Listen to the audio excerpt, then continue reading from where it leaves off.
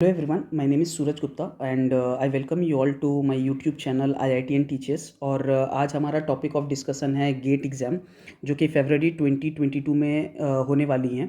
तो जो main points हम यहाँ पे डिस्कस करेंगे वो ये होगा कि गेट 22 क्या डिफरेंट यहाँ पर है गेट 2021 से और गेट 2020 से, और इस बार की ऑर्गेनाइजिंग इंस्टीट्यूट कौन सी हैं, किस किस पेपर पे एग्ज़ाम होने वाली हैं, और इस एक नया इंट्रोड्यूस हुआ है टू पेपर कॉम्बिनेशन। आप एक साथ दो पेपर को दे सकते हो।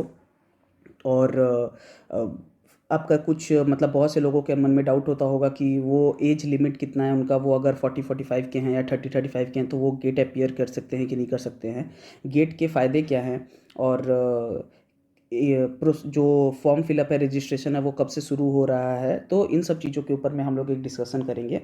तो बिफोर वी स्टार्ट, मैं आपसे रिक्वेस्ट करूँगा कि अगर आप हमारे चैनल पे न्यू हो तो प्लीज़ लाइक कर दीजिएगा और सब्सक्राइब कर दीजिएगा हमारे चैनल को। अगर मेरा कंटेंट आपको अच्छा लगता होगा तो प्लीज़ लाइक कर दीजिएगा उसे और शेयर करिएगा अपने दोस्तों के साथ में। तो स्टार्ट करने से पहले मैं आपको एक छोटा सा इंट्रोडक्शन अपना दे दूं। मेरा नाम सूरज है और मैं IIT खड़गपुर में एक PhD स्टूडेंट हूँ। मैंने अपना बीटेक किया है वेस्ट बंगाल यूनिवर्सिटी से ही, और फिर उसके बाद मैंने मास्टर्स किया है जादवपुर यूनिवर्सिटी से। तो ये है मेरी छोटी सी इंट्रोडक्शन। तो आप देख सकते हो कि जो आपको बता रहा है वो खुद इन सब चीज़ों से मतलब गुजर चुका है। तो मैं कोई भी इधर उधर की बातें नहीं शेयर करूँगा, डायरेक्टली टू द पॉइंट हम लोग अभी आते हैं। तो बहुत सी बातें हो गई, चलिए अभी शुरू करते हैं। ये एक छोटा सा हाईलाइट है जो पूरी डिस्कशन अभी हम लोग आगे करने वाले हैं। हम लोग एक एक हाईलाइट, एक एक जो पॉइंट है उसके ऊपर में एक डिटेल डिस्कशन करेंगे। तो इस बार की जो ऑर्गेनाइजिंग इंस्टीट्यूट है वो है IIT खड़गपुर। ठीक है, मैं इसी कॉलेज से हूँ, मैं PhD कर रहा हूँ जैसा कि मैंने पहले आपको बताया है। और जो हाईलाइट्स यहाँ पे हैं वो डेट ऑफ एग्जामिनेशन के अगर बारे में आप देखिएगा तो डेट ऑफ एग्जामिनेशन है Saturday 5th 6th 12th and 13th फरवरी। इस दिन पे एग्ज़ाम होंगी। देयर आर 2 सेशंस, 2 सेशन होती हैं हर दिन। जैसे सैटरडे 5th को, संडे 6th को 2 सेशन होंगी, एक फोरनून सेशन, एक आफ्टरनून सेशन। फोरनून सेशन करीबन शायद 9 बजे या 10 बजे से कुछ शुरू होती है, जो आफ्टरनून सेशन है वो 2 या 1 या 2 बजे से ऐसे कुछ होगी। और ये जो गेट एग्ज़ाम है ये एकदम टोटल CBT हैं, मतलब कंप्यूटर बेस्ड टेस्ट हैं। यहाँ पे कोई रिटन टेस्ट नहीं होती है, पेन एंड पेपर पे कोई एग्ज़ाम नहीं होता इसका। इस बार 2 नए सब्जेक्ट इंट्रोड्यूस हुए हैं। वह है एक है जो जियोमेट्रिक्स इंजीनियरिंग है, दूसरा है नेवल आर्किटेक्चर है। इसके बारे में हम लोग अपने वीडियो के अंत में डिस्कस करेंगे। टोटल जो सब्जेक्ट पेपर्स है जिसके ऊपर एग्जाम होंगे वो है 22, टोटल 29 सब्जेक्ट्स के ऊपर में टोटल 29 सब्जेक्ट्स पेपर हैं जिसके ऊपर में डिस्कशन हम लोग करेंगे। जो गेट एग्ज़ाम में इस बार होने वाली हैं, सारी की सारी जो क्वेश्चंस होती हैं गेट एग्ज़ाम में वो MCQ होती हैं, और कुछ आपको नैट क्वेश्चंस भी आती हैं। ठीक है, न्यूमेरिकल आंसर टाइप, ये नैट क्वेश्चंस होती हैं। यहाँ पे होता है कि आपको फिल इन द ब्लैंक्स दे दिया जाएगा और आपको उसको पेन पेपर पे सॉल्व करके फिर उस फिल इन द ब्लैंक्स जो रहेगा उस पर आपको उस ब्लैंक में आपको आंसर फिल करनी होंगी। ठीक है, तो हम लोग धीरे धीरे इन सब चीज़ों के ऊपर में भी डिस्कशन करेंगे। जो एक नई चीज़ जो लास्ट शायद इंट्रोड्यूस हुई हैं इस बार, तो वो है कि आप एक साथ 2 पेपर में अपीयर कर सकते हो। ठीक है, इसके ऊपर भी हम लोग डिस्कशन करेंगे। एलिजिबिलिटी क्राइटेरिया क्या है, एज लिमिट के ऊपर में अगर हैं तो यार मैं आपको बता दूं कि कोई भी एज लिमिट नहीं है गेट में। आप अगर किसी भी एज के हो, आप 40-45-50 ईयर्स के भी हो तो आप गेट अपीयर कर सकते हो। ठीक है, ओके। जो गेट स्कोर कार्ड होती हैं वो 3 साल तक के लिए वैलिड होती हैं, आप 3 साल तक इस्तेमाल कर सकते हो। तो अगर देखा जाए तो अगर आप बीटेक के 3rd ईयर में भी हो अगर, तो आप फिर भी इस्तेमाल कर सकते हो अपने पास आउट होने के बाद में। मतलब जैसे सपोज़ करो कि आप 2021 चल रहा है और अभी आप 3rd ईयर में हो, 2022 में आप 4th ईयर में जाओगे, 2022 के एंड के आसपास में, मतलब मई जून के आसपास में ही आप एडमिशन लोगे, तो मतलब फिर भी आप अपीयर कर सकते हो गेट एग्ज़ाम को। ठीक है, ओके। तो ये है जो IIT KGP ने जो ये एक छोटा सा एक मतलब एडवर्टीजमेंट के जैसा कुछ निकाला हुआ है जिसमें पूरा जिस्ट में एक हर चीज़ें बताई गई हैं। एलिजिबिलिटी के बारे में तो मैं आपको पहले ही बता चुका हूँ कि अगर आप 3rd ईयर में हो, तो भी अपीयर कर सकते हो इस एग्ज़ाम को। 3rd ईयर में हो, 4th ईयर में हो, या फिर आप पास आउट हो चुके हो तो अपीयर कर सकते हो इस एग्ज़ाम को। टोटल 29 पेपर्स पे एग्ज़ाम होंगी, 29 पेपर्स पे। ठीक है, ओके। और आप एक साथ दो पेपर के लिए अपियर कर सकते हो। कैंडिडेट में अपियर इधर इन 1 और 2 पेपर्स, आप एक साथ दो पेपर के लिए अपियर कर सकते हो। लेकिन इसका जो मेन फंडा है वो ऐसा है कि आपको एक ही फॉर्म भरना है, उसमें दो पेपर आपको इंक्लूड करनी पड़ेंगे, आप दो सेपरेट फॉर्म नहीं भरिएगा। पर पेपर आपको 1500 रुपये लगेंगी पर पेपर। तो पर पेपर आपको 1500 रुपीज़ करके देनी पड़ेंगी। अगर आप दो पेपर के लिए अपियर करना चाहते हो तो 3000 रुपीज़ देनी देनी पड़ेंगी आपको। ठीक है, ओके। और ये अगर एप्लीकेशन फ़ीस के बारे में बात करें तो अगर female candidate, female SC ST PWD candidates के उनके लिए 750 रुपये है। और अगर आप जो ड्यू डेट है उसके अंदर में फॉर्म नहीं भर पाते हो, एक्सटेंड कर देते हो, एक उसके लिए भी एक डेट दी गई है, एक्सटेंडेड पीरियड है 15-20 डेज़ की दी जाती हैं, उसमें 1250 रुपये है। अगर अदर कैंडिडेट्स मतलब जनरल कैंडिडेट्स, मेल कैंडिडेट्स हो तो 1500 रुपया पर paper and 2000 rupees late fees. ठीक है। और एग्ज़ाम डेट्स के बारे में बात करें तो मैं आपको ऊपर में ही बता चुका हूँ कि 5 फरवरी से शुरू होंगी, हर सैटरडे संडे होती हैं। ठीक है, तो 5 फरवरी होंगी, फिर 6 फरवरी होंगी। 5 फरवरी सैटरडे है, देन 6 फरवरी संडे है, उसके बाद 12 फरवरी एंड 13 फरवरी में होंगी। ओके, यहाँ पे जो ऑनलाइन एप्लीकेशन है कब शुरू होंगी कब खत्म हुई इसके बारे में एक छोटी सी इन्फॉर्मेशन है। ये है कि 30 अगस्त से शुरू हो जाएंगी फॉर्म फिलअप, रजिस्ट्रेशन आपका शुरू हो जाएगा। क्लोजिंग डेट है वो 24 सितंबर है, मतलब करीबन करीबन आपको 24-25 दिन मिल रही हैं। 25 दिन में आप फॉर्म फिलअप कर लीजिएगा। मेरा आपसे ये रिक्वेस्ट है कि आप आगे के 15 तारीख के पहले ही, 15 फेब के पहले ही आप सब कुछ भर लीजिएगा, बिकॉज उसके बाद में रश होने लगती हैं, बहुत बार साइट क्रैश हो जाता है, आपको दिक्कत हो जाएंगी। तो आपसे रिक्वेस्ट है कि आप 15 फेब के पहले ही जो करना है, 15 आई एम वेरी सॉरी 15 सितंबर के पहले ही जो करना है वो कर लीजिएगा।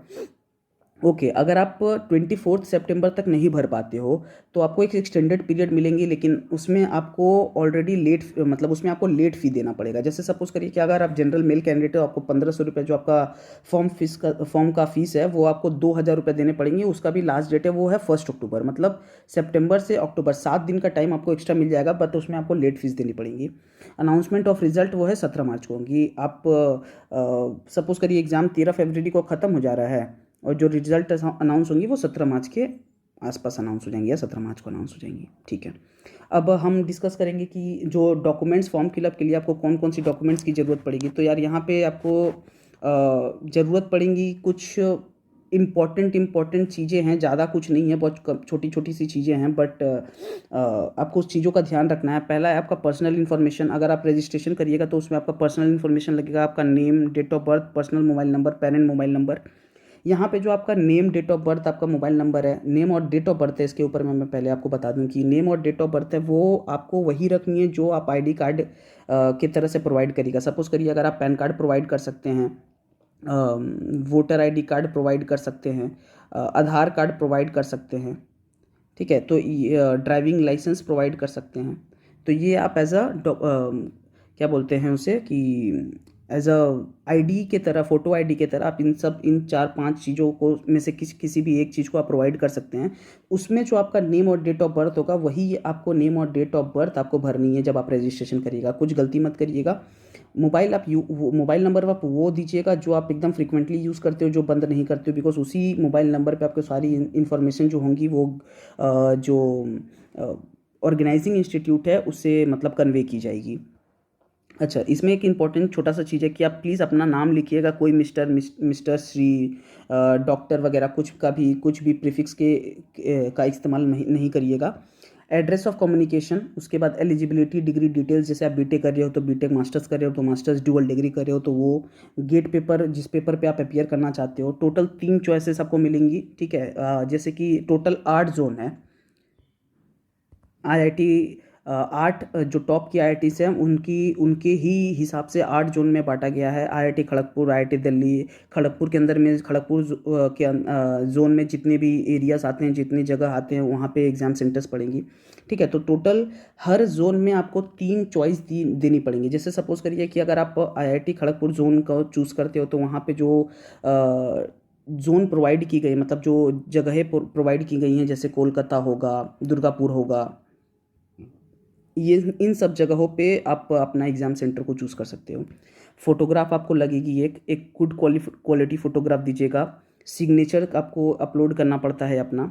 स्कैन्ड कॉपी, अगर आपका कुछ कैटेगरी है तो जैसे ST SC OBC वगैरह है तो आप उसका स्कैन्ड कॉपी, PWD सर्टिफिकेट अगर आपका वैसा कुछ है तो वो, उसके बाद में स्कैन कॉपी ऑफ सर्टिफिकेट, अच्छा ये तो छोड़ दीजिए, स्कैंड कॉपी ऑफ और योर फोटो आइडेंटिटी डॉक्यूमेंट, जैसे आधार कार्ड हो गया तो Aadhaar card, voter ID card, PAN card, जिसके बारे में मैं आपको बता चुका हूँ।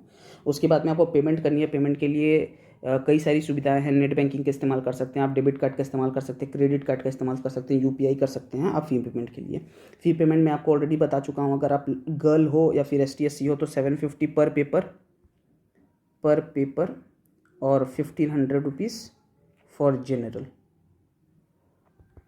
ठीक है। उसके बाद में अगर क्वेश्चन पेपर के बारे में बात किया जाए तो टोटल जो एग्ज़ाम होंगी वो आपकी CBT होंगी, कंप्यूटर बेस्ड टेस्ट होता है, कोई पेन एंड पेपर पे एग्ज़ाम नहीं होगा। 3 आवर की एग्ज़ाम होती है, 3 आवर्स, ठीक है। टोटल जो आपको बताया हूँ मैं 29 सब्जेक्ट्स पेपर पे एग्ज़ाम होंगी। अब जो सबसे इंपॉर्टेंट चीज़ है कि पेपर का पैटर्न कैसा होता है। बहुत से लोग होंगे जिनको ये बहुत कन्फ्यूजिंग और डाउट लगता है कि यार पेपर पैटर्न कैसा होगा, किस तरह से हमें प्रिपेयर करना चाहिए। तो मैं इसमें एक छोटा सा इंट्रोडक्शन आपको बता दे रहा हूँ, लेकिन इसके बारे में मैं एक डिटेल वीडियो बना के अच्छे से उसके ऊपर में हम लोग डिस्कस करेंगे, बिकॉज ऑलरेडी वीडियो काफ़ी लंबी होती जा रही है। तो अब यहाँ पे अगर आप देखिए तो कुछ सेलेक्टेड पेपर है, ठीक है ना, ये कुछ सेलेक्टेड पेपर है। इन पेपर्स को अगर छोड़ दो तो बाकी जितने भी पेपर है, ये करीबन 1 2 3 4 5 7 8 पेपर है। अगर 7 8 पेपर को छोड़ दो तो 20 से 21 पेपर जो है उनका सेम पैटर्न चलता है, ठीक है।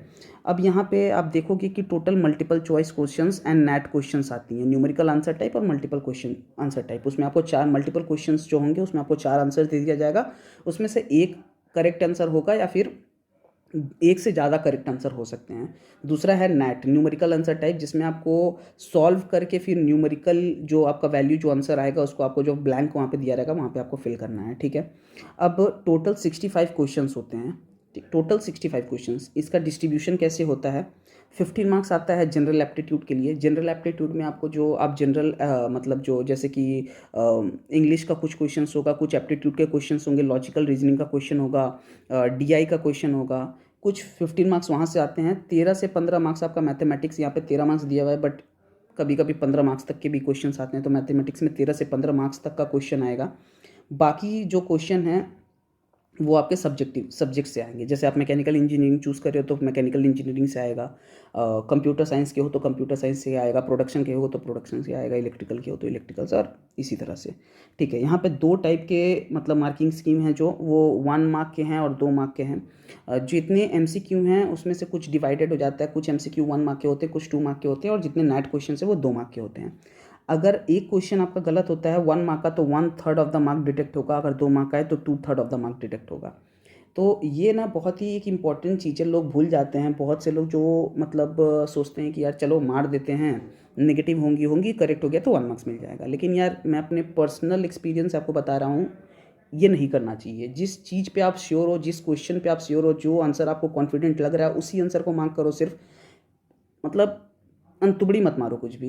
ये नहीं कि कुछ भी मार दिए, मतलब लक के ऊपर में हुआ तो हुआ, ऐसा मत करो। अगर आपका चांसेस होनी भी रहेंगे तो इन सब चीज़ों की वजह से नहीं होंगी और आप क्वालिफाई नहीं कर पाओगे। इन सब चीज़ों के ऊपर मैं एक डिटेल वीडियो में डिस्कशन करूँगा। फ़िलहाल के लिए जल्दी से हम ये ख़त्म कर लेते हैं बिकॉज वीडियो लंबी होती जा रही हैं। ओके, तो ऑलरेडी मैं उस पेपर्स के बारे में डिस्कशन कर दिया था, मतलब किस तरह से क्वेश्चन पेपर उसकी होंगी। अब यहाँ पे 7 8 पेपर कुछ ऐसी हैं जिनका कुछ इस तरह से, मतलब उनका जो बाइफर्केशन है मार्क्स का वो इस तरह से है। 15 मार्क्स जनरल एप्टीट्यूड के लिए है, सब्जेक्ट्स मार्क्स है जो है 60 + 25 और टोटल 100 मार्क्स का है। कुछ पेपर है जैसे GE है, XE है, जो ये इन्वायरमेंटल साइंस है, ये आपका ह्यूमैनिटीज़ है, ये आपका लाइफ साइंस है, life science, humanities, environmental science. तो इसकी भी कुछ इस तरह से एग्ज़ाम पैटर्न है। 25 मार्क्स जो होगा आपका वो कुछ एक सब्जेक्ट या इस तरह से कुछ डिस्कशन उसकी बाइफर्केशन होगी। 15 मार्क्स सभी में आप देखोगे तो 15 मार्क्स सभी का जनरल एप्टीट्यूड का फिक्स्ड है। टोटल जो टाइम है ऑफ एग्जामिनेशन है वो 3 आवर्स की हैं किसी भी पेपर्स के लिए, ठीक है। अब यहाँ पर 2 न्यू पेपर को इंट्रोड्यूस किया गया है। पहला है जियोमेट्रिक्स इंजीनियरिंग और दूसरा है नेवल आर्किटेक्चर। ये 2 नया पेपर इंट्रोड्यूस किया गया है। यहाँ पे भी सेम है, जनरल एप्टीट्यूड 15 मार्क्स की होगी और रेस्ट ऑफ द पेपर है जो वो 2 पार्ट में डिवाइडेड होगा, part A and part B। Part A होगा 55 मार्क्स का, पार्ट B होगा 30 मार्क्स का। तो 55 + 35 85 और 15 100 मार्क्स, ठीक है। आप जो पार्ट B है उसमें 2 सेक्शन होगा, कोई एक सेक्शन आपको चूज़ करना रहेगा। Candidates have to choose any one during the examination, ठीक है। नेवल आर्किटेक्चर है, यहाँ पे 15 मार्क्स का आपका GK होगा, general aptitude, and rest of the paper जो होगा वो 85 मार्क्स का होगा, ठीक है। अब जो सबसे इम्पोर्टेंट चीज़ है कि आईआईटी खड़गपुर आपको अपॉर्चुनिटी दे रहा है कि आप एक साथ 2 पेपर में अपीयर कर सकते हो। लेकिन 2 पेपर का कॉम्बिनेशन जो है वो केजीपी ऑलरेडी इंट्रोड्यूस कर चुका है। जैसे सपोज़ करिए कि अगर आप कंप्यूटर साइंस के हो तो ज़रूरी नहीं है कि आप मैकेनिकल में अपीयर कर पाओगे, क्योंकि 2 पेपर में आपको अपीयर करने का अपॉर्चुनिटी दिया गया है, ऐसा नहीं है। यहाँ पे कॉम्बिनेशंस प्रोवाइड की होंगी। आपका एक प्राइमरी पेपर होगा, दूसरा एक सेकेंडरी पेपर होगा। प्राइमरी पेपर आप यहाँ पे अगर इस लिस्ट को अच्छे से देखोगे तो ये एरोस्पेस इंजीनियरिंग है। अगर आप एरोस्पेस इंजीनियरिंग आप एज अ प्राइमरी पेपर ले रहे हो तो ये 2 पेपर है जो आपको सेकेंडरी पेपर की तरह से आप ले सकते हो। पहला शायद इन्वायरमेंटल साइंस है और दूसरा NM इसका जो पूरा नाम है मैं थोड़ा भूल रहा हूँ उसे। फिर आप अगर एग्रीकल्चर ले रहे हो तो ये सब पेपर्स पे आप अपीयर कर सकते हो एज अ सेकेंड पेपर। अगर आप सिविल इंजीनियरिंग ले रहे हो तो ये सारी पेपर्स है जिस पे आप अपीयर कर सकते हो। ठीक है, तो आप अपॉर्चुनिटी तो आपको केजीपी दे रहा है, लेकिन यार ये मतलब अपॉर्चुनिटी में इसके ऊपर मैं अगर यहाँ पे डिस्कशन करने जाऊँगा तो बहुत ज़्यादा टाइम लग जाएगा। इसके ऊपर मैं एक डेडिकेटेड वीडियो बनाऊँगा कि ये जो चॉइस दिया गया है आप लोगों को 2 पेपर अपीयर करने का एक साथ, वो अच्छी चॉइस है कि नहीं है। सिंपल में मैं बोलूँ तो मेरे को उतनी अच्छी चॉइस नहीं लगी, बिकॉज सिंपल सा मतलब एकदम कॉन्सेप्ट है कि केजीपी ये तो आपको नहीं बता रहा है कि पहला पेपर कब होगा और दूसरा पेपर कब होगा। हो सकता है कि बैक टू बैक 2 पेपर हो जाए, आज सैटरडे है कल संडे आपको दोनों पेपर हो जाएं इस तरह से, तो उस समय आपको प्रिपेयर करने की मतलब टाइम नहीं मिलेगी और आप हौच पौच के चक्कर में दोनों ही पेपर बर्बाद कर दोगे। तो बहुत सारी पॉसिबिलिटीज़ हैं, उसके ऊपर में हम लोग बाद में डिस्कशन करेंगे। तो ये था टोटल एलिजिबिलिटी क्राइटेरिया। यहाँ पे एक छोटी सी नोट और दी गई है कि अगर आप 2 पेपर में अपीयर कर रहे हो तो पहला तो मैं आपको बता चुका हूँ कि पहला जो प्राइमरी पेपर है उसमें जितनी एलिजिबल सेकंड पेपर है जो सेकेंडरी पेपर है उसी में अपीयर कर सकते हो। ऐसा नहीं है कि आप कंप्यूटर साइंस ले रहे हो तो मैकेनिकल में अपीयर कर लो, ऐसा कुछ नहीं है। दूसरी चीज़ है कि आपको एक ही फॉर्म में दोनों पेपर के बारे में एंटर करना पड़ेगा। दोनों पेपर को मतलब ये करना पड़ेगा, चूज़ करना पड़ेगा। आप 2 सेपरेट फॉर्म्स नहीं भर सकते हो। अगर किसी भी कारण से आपका जो सेकंड पेपर है वो रिजेक्ट हो जाता है, या सेकंड पेपर जो आपका है वो जो कॉम्बिनेशंस केजीपी बाद में रिजेक्ट कर देता है, तो उस पेपर की रिफ़ंड जो है आपको वापस कर दी जाएंगी। यही था टोटल।